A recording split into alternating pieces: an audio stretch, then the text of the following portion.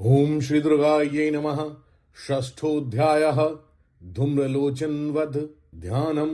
मैं सर्वगेश्वर भैरव के अंक में निवास करने वाली परमोत्कृष्ट पद्मावती देवी का चिंतन करता हूँ।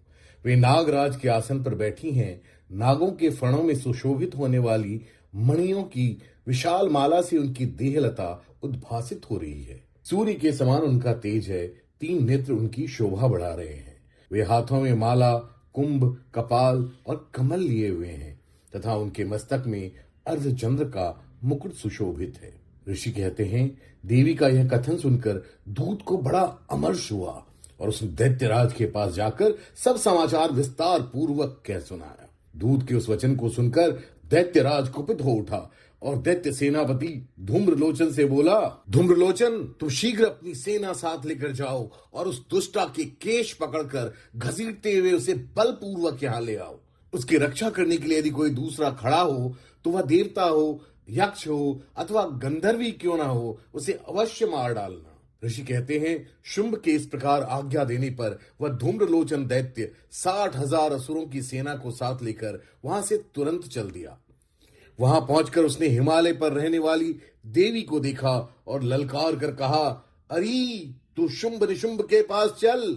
यदि इस समय प्रसन्नता पूर्वक मेरे स्वामी के समीप नहीं चलेगी तो मैं बलपूर्वक झोंटा पकड़कर घसीटते हुए तुझे ले चलूंगा। देवी बोली, तुम्हें दैत्यों के राजा ने भेजा है। तुम स्वयं ही बलवान हो और तुम्हारे साथ विशाल सेना भी है। ऐसी दशा में यदि तुम मुझे बलपूर्वक ले चलोगे तो मैं तुम्हारा क्या कर सकती हूँ। ऋषि कहते हैं, देवी के यूं कहने पर असुर धूम्रलोचन उनकी ओर दौड़ा। तब अंबिका ने शब्द के उच्चारण मात्र से उसे भस्म कर दिया।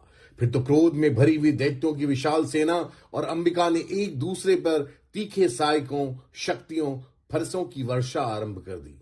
इतने में ही देवी का वाहन सिंह क्रोध में भरकर भयंकर गर्जना करके गर्दन के बालों को हिलाता हुआ असुरों की सेना में कूद पड़ा। उसने कुछ दैत्यों को पंजों की मार से, कितनों को अपने जबड़ों से, कितने ही महादैत्यों को पटक कर ओठ की दाढ़ों से घायल करके मार डाला। उस सिंह ने अपने नखों से कितनों के पेट फाड़ डाले और थप्पड़ मारकर कितनों के सिर धड़ से अलग कर दिए। कितनों की भुजाएं और मस्तक काट डाले तथा अपनी गर्दन के बाल हिलाते हुए उसने दूसरे दैत्यों के पेट फाड़कर उनका रक्त चूस लिया।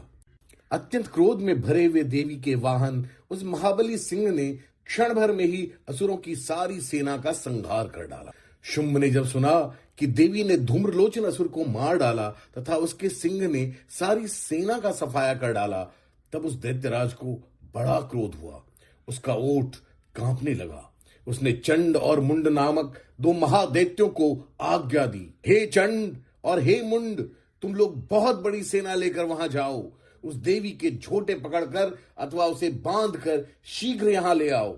यदि इस प्रकार उसको लाने में संदेह हो तो युद्ध में सब प्रकार के अस्त्र शस्त्रों तथा समस्त आसुरी सेना का प्रयोग करके उसकी हत्या कर डालना। उस दुष्टा की हत्या होने तथा सिंह के भी मारे जाने पर उस अंबिका को बांधकर साथ ले शीघ्र ही लौट आना। इस प्रकार श्री मार्कंडेय पुराण में सावर्णिक मनवंतर की कथा के अंतर्गत देवी महात्म्य में धूम्रलोचन वध नामक 6ठा अध्याय पूरा हुआ।